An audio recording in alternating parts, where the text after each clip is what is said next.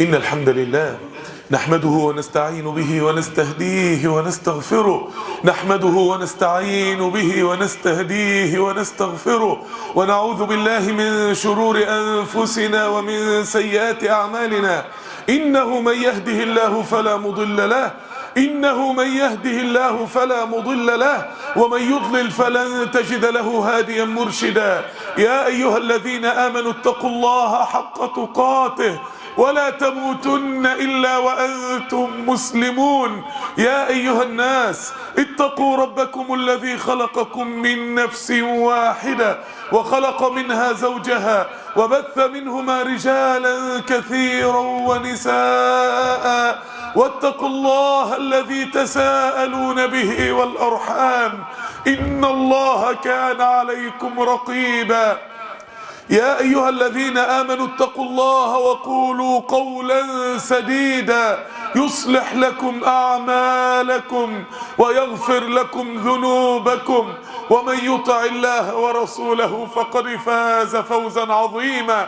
اللهم صل على الحبيب محمد وعلى أزواجه أمهات المؤمنين وعلى ذريته وآل بيته إنك حميد مجيد. أما بعد، إخواني وأحبابي في الله، ومضات من سورة الصف، ومضات وإضاءات للسالكين إلى الله من سورة الصف. لماذا سورة الصف يا إخواني في الله؟ سورة الصف قبل سورة الجمعة. سورة الجمعة دي الحلم اللي في قلب كل واحد شايل هم دين ربنا سبحانه وتعالى. سورة الجمعة ده المشهد اللي كل العاملين لدين الله ضحوا بأعمارهم وضحوا بأوقاتهم وضحوا بأموالهم وضحوا بحياتهم وعاشوا يعانوا ويقدموا ويضحوا عشان المشهد بتاع سورة الجمعة، عشان المشهد بتاع أهل الأمة كلها وهي ملتفة حول أهل الدين. الأمة جمعاء، رجال ونساء كبار وأطفال، وهي ملتفة وتتلقى وتوحد مصدر التلقي على القرآن والسنة على أهل الدين.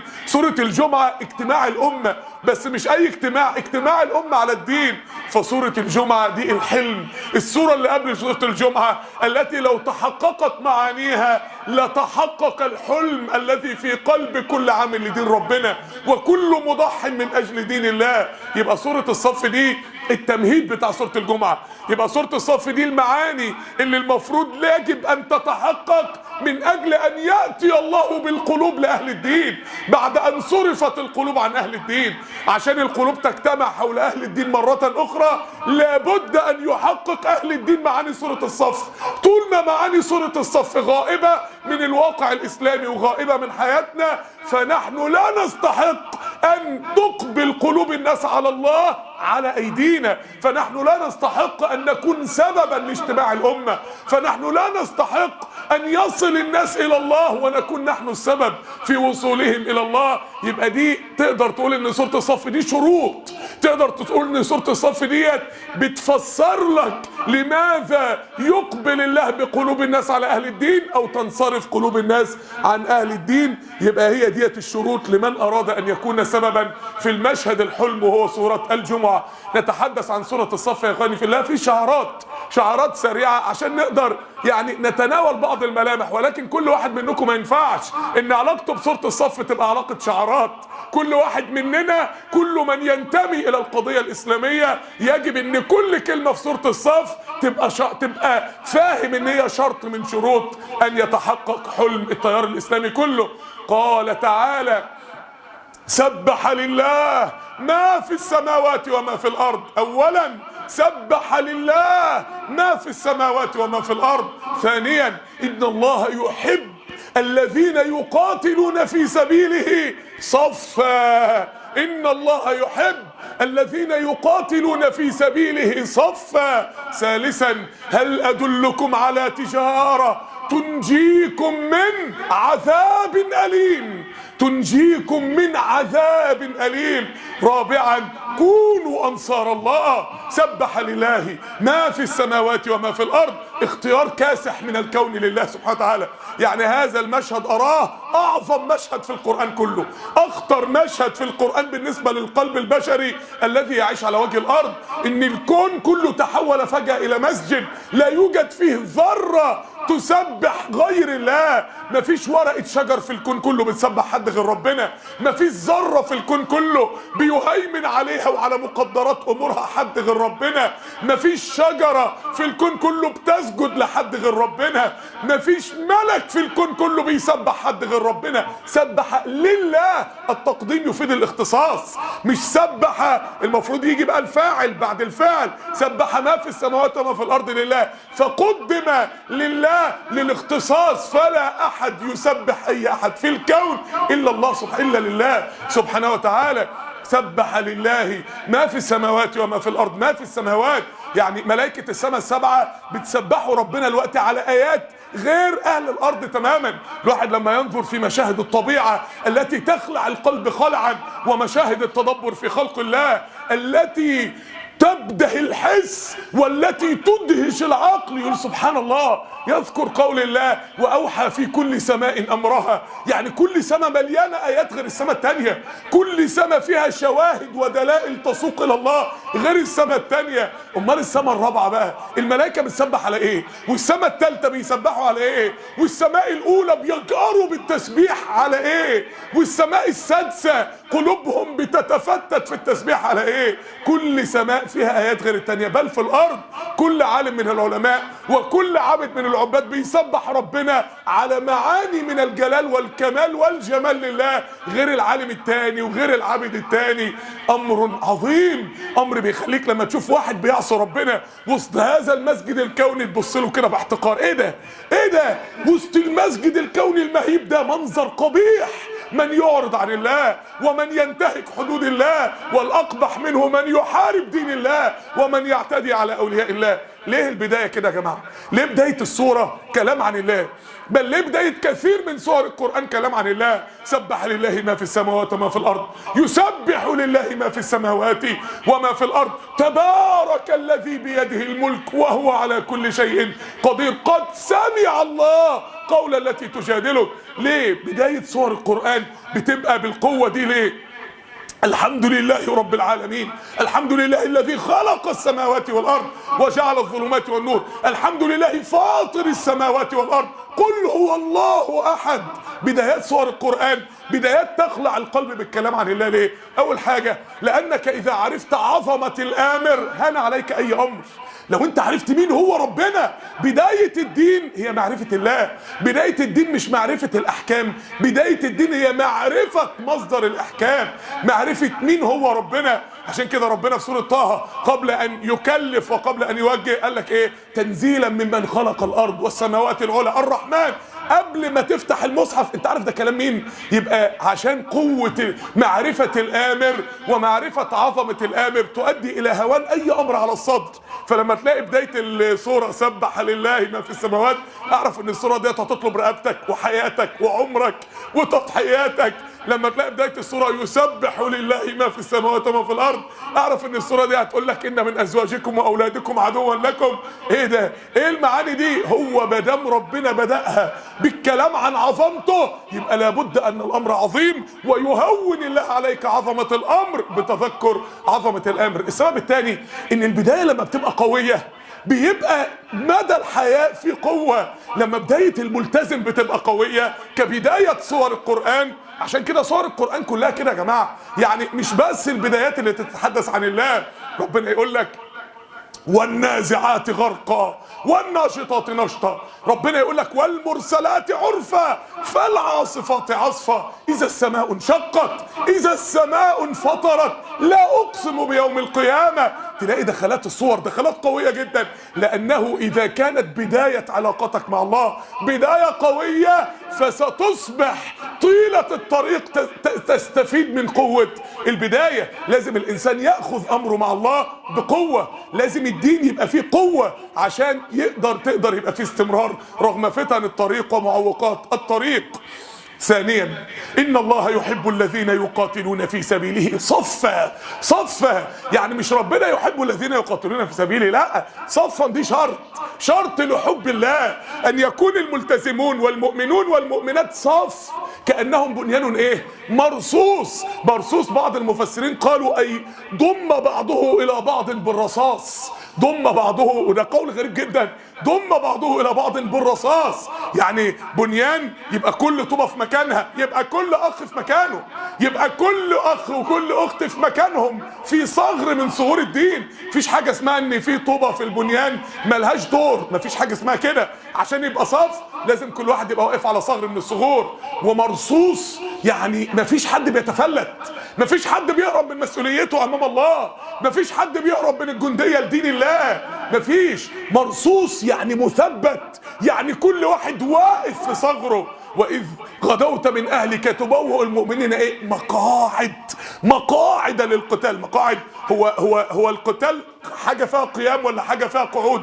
مقاعد تفيد الرسوخ، ان اللي بيقف في مكان بيتمكن منه كتمكن القاعد من نفسه وهو جالس وهو قاعد. مقاعد للقتال، اللي بيمسك ثغر بيبقى ثابت عليه. كأنهم بنيان مرصوص، في معنى الترابط، في معنى التلاصق، في معنى التلاصق ما بين السائرين الى الله والعاملين لدين الله. سبب نزول هذه الآية من أول قول الله سبحانه وتعالى: يا أيها الذين آمنوا لما تقولون ما لا تفعلون. أصح ما ورد فيها في مسند الإمام أحمد عن عبد الله بن سلام أنه كان يجلس مع مجموعة من أصحاب النبي صلى الله عليه وسلم في المسجد النبوي، فقالوا: لو أننا نعلم أحب الأعمال إلى الله لعملناه. لو نعرف بس إيه أكتر حاجة ربنا يحبها، اكتر حاجه ربنا يحبها نضحي بحياتنا ولا نضحي بروحنا؟ اكتر حاجه ربنا يحبها نسيب ولادنا وزوجاتنا ونهيم في الفيافي نسبح الله؟ ايه اكتر حاجه ربنا بيحبها؟ عايزين نعرف ايه هي قمه الدين، ايه هي اعلى حاجه توصلنا لحب الله. فإذا بجبريل ينزل على رسول الله صلى الله عليه وسلم ويناديهم النبي صلى الله عليه وسلم. تخيل كده احنا قاعدين في مسجد وقاعدين نقول يا سلام، بالذات في هذه الأيام الذي أصبح الدين فيه كلام، الذي أصبح الملتزم فيه أول ما يلتزم يدخل المسجد يقوم سمع درس عن الآخرة، يقوم معيط ويقوم خلاص بقى وشه احمر بقى، يقوم يقولوا ألف مبروك انت بقيت كده مؤمن، انت كده. الالتزام بقى كلام، الالتزام بقى شوية دموع، الالتزام بقى درس بيتحضر ووقف عنده الدين. هو ده الإنسان العالي، هو ده الإنسان المطبق. النبي عليه الصلاة والسلام استدعاهم ناداهم، فهم رايحين بقى متوقعين يعني سيدنا جبريل نازل يثني علينا او النبي هيشكرنا. فاذا برسول الله صلى الله عليه وسلم يقرأ عليهم ايات كالطامة: يا ايها الذين امنوا لما تقولون ما لا تفعلون كبر مقتا. كبر مقتا، هو احنا بنعمل ده احنا قاعدين في المسجد ومع صحبة صالحة، شوية ملتزمين قاعدين مع بعض في بيت ربنا اللي الصلاة فيه ب1000 صلاة وقاعدين يتكلموا عن حب الله. هو عملنا كبر مقتا، نتحدث عن حب الله والله يحدثنا عن أشد البغض. كبر مقتا عند الله أن تقولوا ما لا تفعلون. إن الله يحب، عايزين ربنا يحبكم، إن الله يحب الذين يقاتلون في سبيله صفا كأنهم بنيان مرصوص. هذا أصح سبب نزول نزل في الآيات. يعني ايه يا جماعه؟ يعني لما تقولون ما لا تفعلون؟ اوعى تبقى كلامنجي، اوعى الدين بتاعك يبقى كلام، اوعى حظك من الدين يبقى كلام. ساعة وزن الاعمال فمن يعمل مثقال ذره خيرا يرى ومن يعمل مثقال ذرة شرا يرى. الانسان الكلامنجي ده خلاص بيتصدم من اول لحظة الموت: رب ارجعون لعلي اعمل.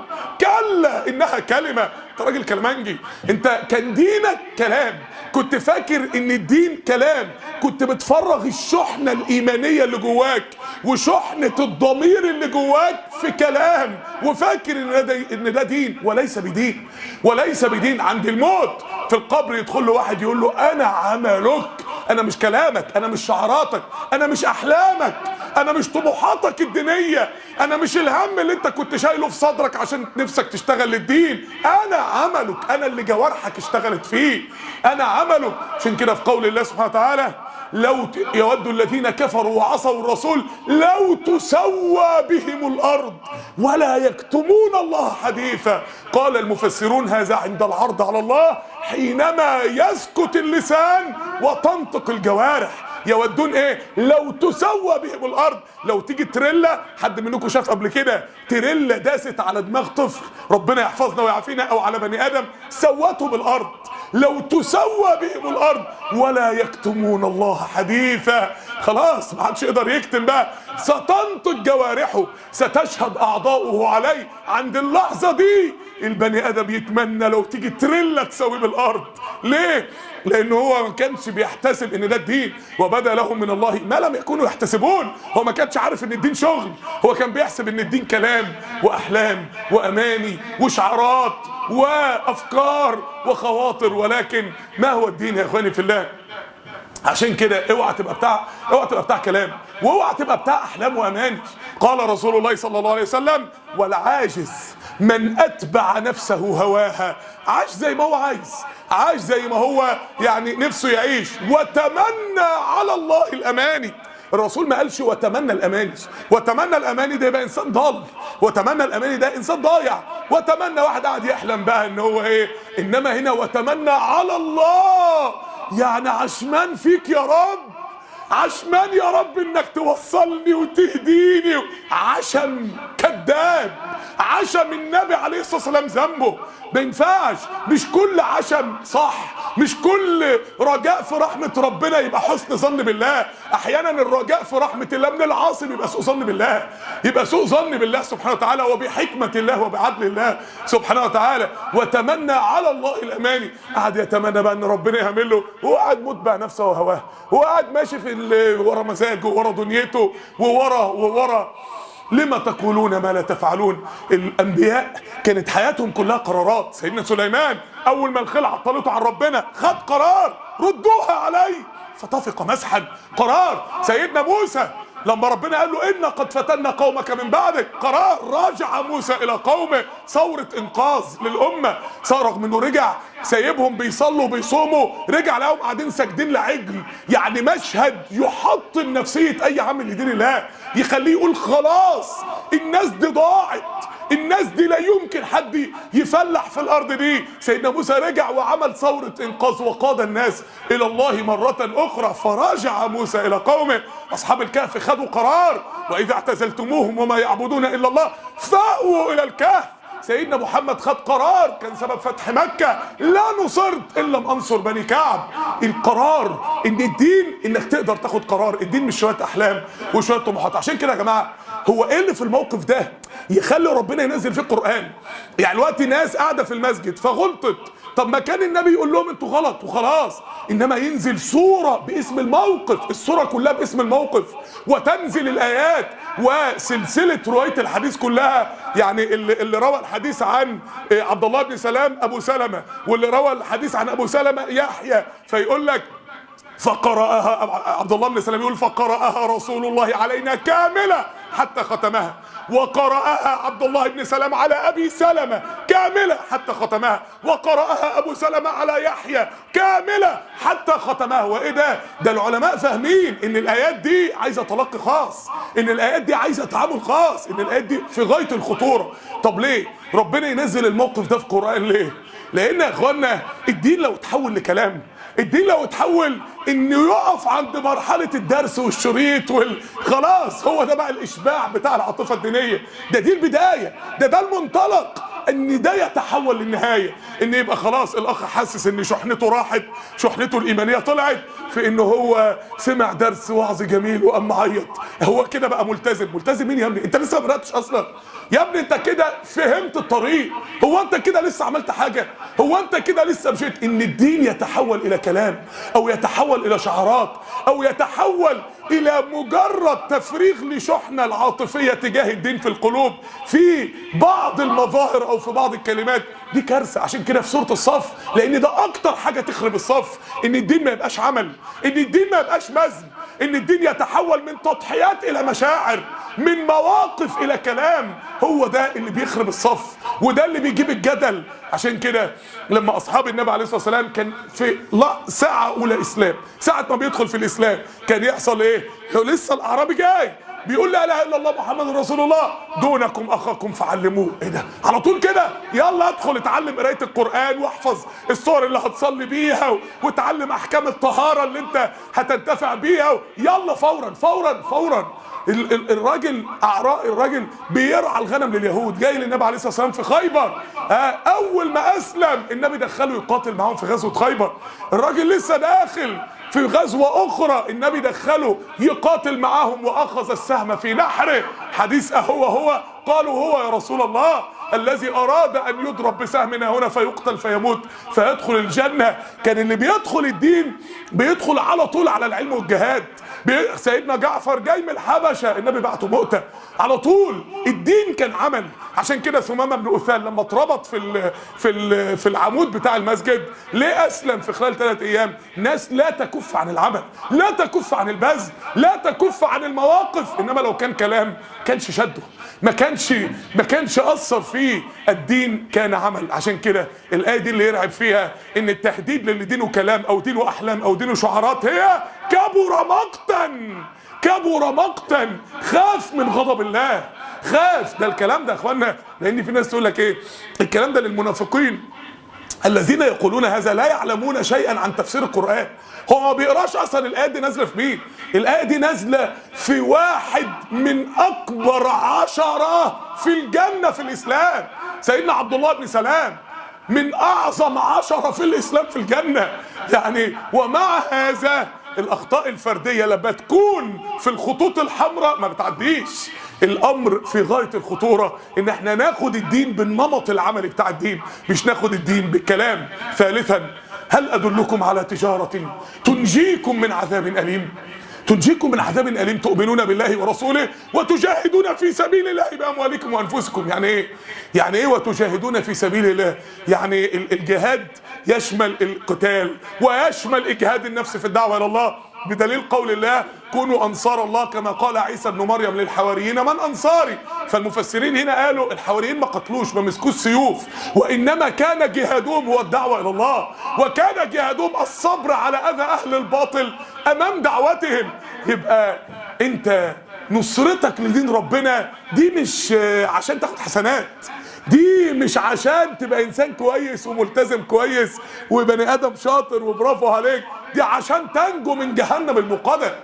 نصرة دين الله قضية جنة ونار، ما هياش قضية فضل ورقي درجات وقضية. وهذا من الكوارث التي ابتليت بها الأمة، إن المسؤولية عن الدين بقت إيه؟ يعني أنا مالي، هو يعني ربنا بيقول أنا ومن اتبعني؟ لا، أنا وبتوع الأزهر، أنا وبتوع، إنما أنا ومن اتبعني دي لا. المسؤولية العامة عن الدين دي الأمة تتهرب منها الآن.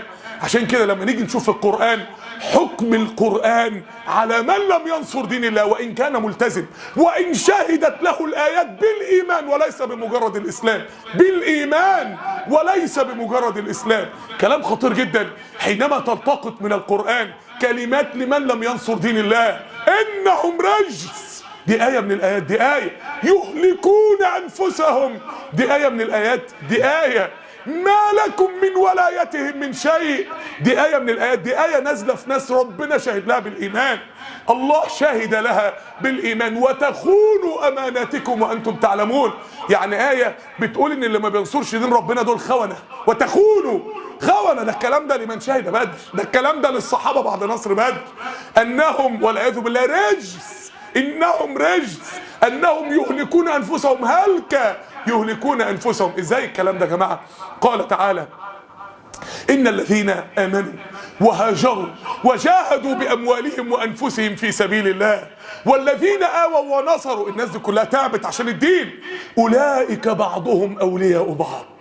والذين آمنوا، شوف الكلام الصادم اللي احنا بنعدي عليه كده، لأن الحرف ب10 حسنات، مش ما بنركزش في المعاني أصلا.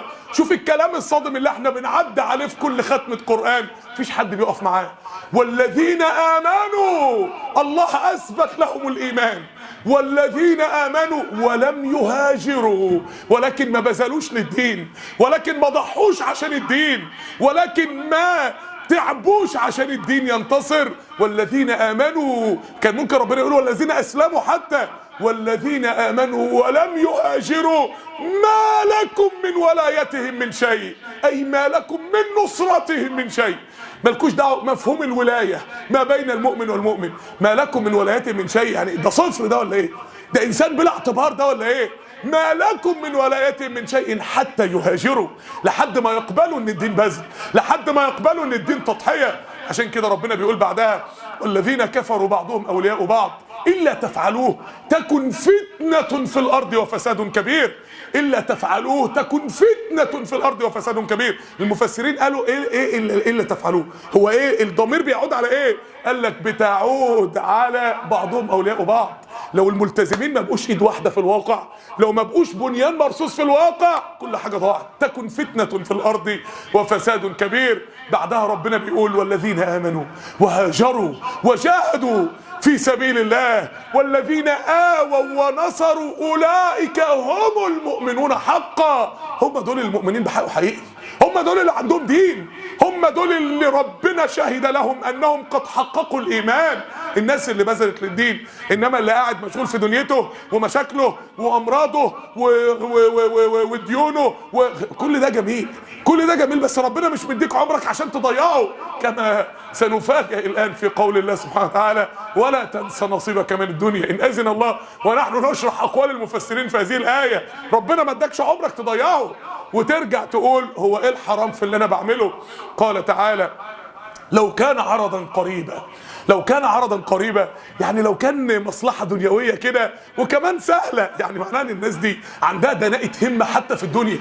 يعني في انسان حتى همته في الدنيا دنيئة، يعني احيانا مثلا تلاقي واحد همته في الدنيا عالية، مشغول عن الدين وبيعمل حاجة عالية، فتقول له يا سلام انت ناقصك النية، ناقصك بس في التفوق اللي انت فيه ده النية في سبيل الله، ودرس كده اسبوعي تحضره كده يجدد لك نيتك كل اسبوع وانت تكون تخدم دين الله. انما في ناس عندها حتى في الدنيا دناءة همة. لو كان كما قال النبي صلى الله عليه وسلم لو كان عظما سمينا لشهدوا العشاء معنا. لو كنا عاملين في المسجد عزومة على لحمة مشوية كده، ريش لحمة، كان كله جه عشان يصلي العشاء وعشان يسمع الدرس وعشان يعني النبي صلى الله عليه وسلم يسخر من هؤلاء الذين كل همهم وكل همتهم أكلة حلوة ولا حاجة. لو كان عرضا قريبا وسفرا قاصدا، يعني طب حتى لو في الدين أبقى عارف أنا رايح فين. هو أحيانا في الدين مش ممكن ما تبقاش عارف أنت رايح فين، هتعمل إيه؟ هو ده الطريق، هو ذلك الطريق الرهيب الذي حوله أهل الباطل إلى طريق كله تضحيات. لو كان عرضا قريبا وسفرا قاصدا لاتبعوك ولكن بعدت عليهم الشقة. موضوع شاق، الدين بقى صعب. وسيحلفون بالله سيحلفون بالله، يعني ده ناس مؤمنة يعني ظاهريا، يعني طبعا هم منافقين يعني. وسيحلفون بالله لو استطعنا لخرجنا معكم.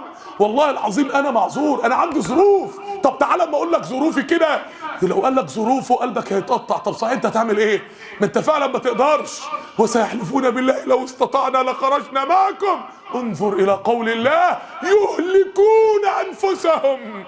في امور ما ينفعش فيها ما اقدرش. طب والدين يروح فين؟ طب والدعوه مين يشيلها؟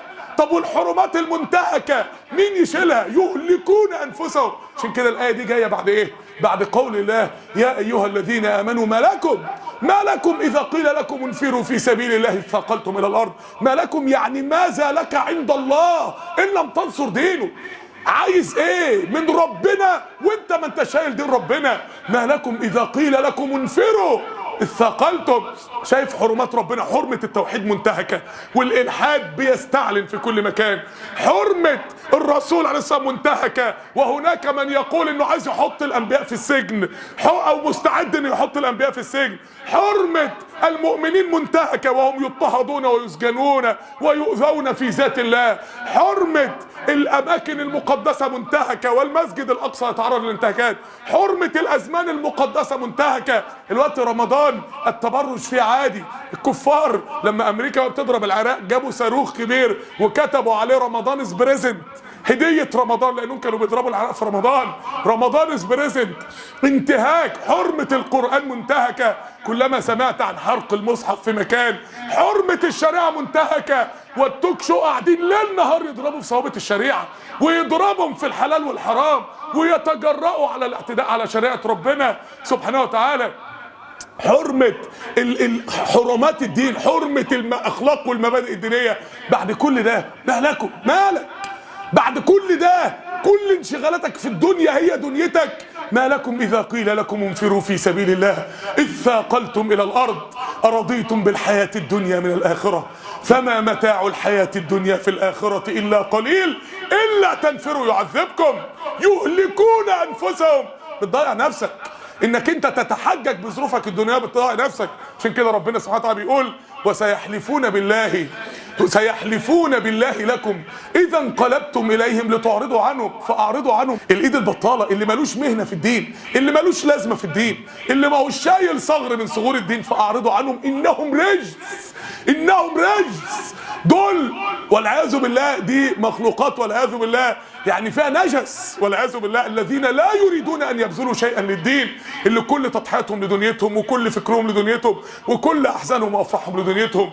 لا تخونوا الله والرسول وتخونوا اماناتكم وانتم تعلمون. اقول قولي هذا واستغفر الله لي ولكم. الحمد لله وكفى، وصلاة وسلاما على عباده الذين اصطفى.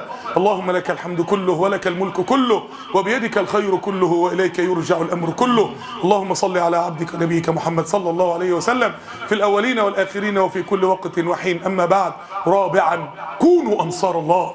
كونوا أنصار الله. الآية دي فيها قراءتين، القراءة الأولى كونوا أنصار الله، والقراءة الثانية كونوا أنصارا لله. كونوا أنصارا لله يعني خليكوا من أنصار ربنا. في ناس بتنصر دين ربنا، أحسن منك في إيه؟ أحسن منك في إيه؟ كونوا أنصارا لله. إنما كونوا أنصار الله كأن مفيش حد راضي يشيل دين. كونوا أنصار الله. أنت عارف لما تقول لواحد واحد قاعد مع أولاده فالثلاثة بيتشاكلوا مع بعض، فيقول لواحد معلش سامح أخوك، يقول له لأ مش مسامحه، ده عمل فيا. يقول للتاني طب معلش عشان خاطري سامحه، يقول له ابدا. يقوم يقول للتالت ايه؟ خليك انت الطيب، خليك انت معلش الطيب المتسامح وسامح. هي دي خليك انت الطيب. كونوا انصار الله. محدش راضي يشيل دين، محدش راضي ينشغل بدين الله، محدش راضي يحمل هم الدين. الكل ماشي عنده اكتئاب وتوتر وهم وغم بسبب مشاكل دنيته. مفيش واحد ماشي في الشارع كده مهموم من الناس اللي بتبقى واقفه في الشارع على محطه الميكروباص كلهم وشهم بينوء بالهم كده. تلاقي واحد منهم مهموم، تقول له مهموم ليه؟ يقول لك الربع مليون واحد اللي بيموتوا كل يوم على الكفر دول مين ينقذهم وينقذ مصيرهم؟ حد منهم مثلا تقول له انت زعلان ولا مهموم ليه؟ يقول لك سبحان الله قلبي محروق على منظر شباب الامه وهم بيعصوا ربنا ليل نهار. انما انت لو سالت الجميع تقريبا ده مهموم عشان الاقساط وده مهموم عشان المش عارف ايه. مين يشيل هم الدين؟ كونوا انصار الله. خليكم انتوا بقى العاقلين، شيلوا انتوا الدين. كونوا انصار الله. احملوا الاسلام في الوقت الذي لم يرضى ان يحمله غيركم. ليه؟ لان الكل مشغول بدنيته، الكل مشغول بالدنيا. حاجه محزنه يا جماعه والله حينما تقرا قول الله سبحانه وتعالى ولا تنس نصيبك من الدنيا، على قول جمهور المفسرين ومنهم ابن عباس، ولا تنس نصيبك من الدنيا أي إياك أن تضيع عمرك، إياك أن تضيع عمرك من غير عمل صالح. هو ده نصيبك. نصيبك هو الحسنات اللي هتخرج بها من الدنيا، هي ده النصيب الحقيقي. انما مراتك الجميلة واولادك اللذاذ كل دول سايبينك، يا انت هتسيبهم يا هم هيسيبوك. ده مش نصيب، ده مش نصيب، لانك انت لما هتموت كل ده سايبك وكل ده فايتك. فقول جمهور المفسرين ولا تنسى نصيبك من الدنيا حرفيا هكذا اياك ان تضيع عمرك. يعني ده مش لفظ وعظ مني، ده اللفظ اللي موجود في كتاب التفسير. اياك ان تضيع عمرك من غير عمل صالح. ده القول الثاني الحلال. نصيبك من الدنيا الحلال، يعني الدنيا برضو فيها اكل وفيها شرب وفيها، وهذا القول هو الذي جمعه ابن عمر رضي الله عنه حينما قال اعمل لدنياك كأنك تعيش ابدا واعمل لاخرتك كأنك تموت غدا. كلمة ابن عمر اعمل لدنياك كأنك تعيش ابدا واعمل لاخرتك كأنك تموت غدا. كأنك بكره هتبقى مقفول عليك القبر وبتتحاسب. شوف انت هتعمل ايه لدينك بقى لو انت بكره مقفول عليك القبر تتحاسب. فهذه من احكم الكلمات وهي نتاج فهم كتاب الله. القول الثالث يا جماعه وقول غريب جدا وقول يعني فيه ذكاء شديد جدا، انه ولا تنس نصيبك من الدنيا، اي الكفن. الكفن يعني ايه؟ قال لك وانظر الى من ملك الدنيا باجمعها هل راح منها بغير القطن والكفن. الكفن هو ده الحاجه الوحيده اللي انت هتاخدها من الدنيا معاك وانت خارج. اوعى تنسى الكفن. لو تقدر تجيب كفن وتعلقه في الدولاب بتاعك كل ما تفتح تفتكر اللبس اللي هتلبسه في يوم من الايام شئت ام ابيت، اللي ما فيش فيه انواع قماش حرير وصوف وكله حاجه واحده، ما فيش فيه الوان واورنج كله حاجه واحده، ما فيش فيه جيوب تحط فيه موبايل له رنات ولا علبه سجاير لو اتوترت والملكين بيحاسبوك تطلع سيجاره وتنفس عن اثار، كله حاجه واحده. الكفن ولا تنسى نصيبك من الدنيا، اي لا تنسى الكفن الذي لن تخرج من الدنيا الا به. عشان كده يا اخوانا الذين شغلوا عن نصرة دين الله بالدنيا قال تعالى اذا رأتهم من مكان بعيد سمعوا. شوف حسرة اللي ضيع عمره في الدنيا، شوف الايات اللي بتوصف قهرة اللي ضيع عمره في الدنيا. اذا رأتهم، وزي ما قلت لكم يا جماعه ما تاخدوش كل الايات دي انها بتكلم الكفار، ما انا لسه قايل لكم والذين امنوا ولم يهاجروا ما لكم من ولايه من شيء. مين قال ان الايات دي كلها بتتكلم عن الكفار؟ انما هي عبر لنا، عبر لنا ان احنا لازم نعتبر احنا الاول زي اللي ياخد ايات اليهود كده ان ربنا بيتكلم على اليهود واحنا مالنا. قالوا انت مالك؟ وما ربنا بيكلمك انت بقى ليه؟ ما بيقول لك اوعى تمشي في نفس الطريق اللي هم مشوا فيه، احسن تضيع نفس الضياع اللي هم ضاعوه. من اجل ذلك اخواني في الله اذا رأتهم من مكان بعيد سمعوا لها تغيظا وزفيرا، يبداوا يسمعوا الغليان. الغيظ ما بيتسمعش. انا مثلا شفت واحد داخل المسجد وانا متغاظ منه، الصدر ما بيقعدش يزيق من الغيظ. انما تخيل ان ربنا يسمعهم صوت غيظ جهنم وصوت غليان جهنم وهي بتغلي من الغيظ عليهم. اذا رأتهم من مكان بعيد سمعوا لها تغيظا وزفيرة تزفر عشان الحر بتاعهم يوصل لهم وهم من بعيد. واذا القوا منها مكانا ضيقا مقرنين، اذا القوا منها مكانا لما يترموا بقى في مكان ضيق كده يتكربسوا مع بعض في مكان ضيق، ربنا يحفظنا يا رب. مقرنين يعني ايه؟ مقرنين يا اما تقوم ايديهم ورقبتهم مربوطين في بعض ومتأيدين ومرميين كده، فده عذاب رهيب والعياذ بالله. او مقرنين قال لك يتجاب كل واحد قرينه من الشياطين اللي كان بيأمره بالسوء ويتقرن هو وهو في ايه؟ سلسلة واحدة. والقول الثالث ان صحبة السوء الشلة اللي كانت بتعصي ربنا مع بعض يتقرنوا في سلسلة واحدة مع بعض. يعني تخيل الجروب كده على بعضها كده بشياطين الجن بتاعتها وقرين السوء بتاعها بالشلة اللي كانت بتعصي ربنا، كل واحد منهم ايديه مربوطة في رقبته ومتقرن في نفسه كده وهم مع بعض متقرنين في بعض ويقوموا مسؤولين في مكان ضيق. واذا القوا منها مكانا ضيقا مقرنين دعوا هنالك ثبورا اي حسرة وتندما، اي حسرة يا قهرته يا حسرته يا ندمه، اي حسرة. قال المفسرون يتحسر على ما اضاعه في الدنيا، يتحسر على الدنيا اللي ضيعها. قل أذلك خير أم جنة الخلد التي وعد المتقون؟ أذلك خير، شوفوا عاقبة اللي ضيعوا الدنيا، أذلك خير أم جنة الخلد التي وعد المتقون كانت لهم جزاء ومصيرا لهم فيها ما يشاءون. لهم فيها تقديم فيها هنا يفيد الاختصاص في الجنة. يعني لهم فيها ما فيش في الدنيا اللي انت عايزه، لهم فيها هنا بس اللي انت عايزه هنا بس. اذا اردت الازواج الجميلات، اذا اردت القصور الفاخرة، اذا اردت الفواكه التي تثيل شهيتك بشكلها ورائحتها قبل طعمها، اذا اردت متعة النظر لوجه الله الكريم، اذا اردت السعادة، اذا اردت المتعة، لهم فيها ما يشاءون خالدين كان على ربك وعدا مسؤولا. كأن من عظمة النعيم الملائكة قاعدة تدعي يا رب، تسأل الله ادي للمؤمنين يا رب، والمؤمنين قاعدين يدعوا في الدنيا يا رب نسألك هذا النعيم يا رب، والمؤمنين يوم القيامة يا رب اعطنا هذا النعيم يا رب كان على ربك وعدا مسؤولا. مش عايزين نبقى من اهل سورة التغابن يا جماعة.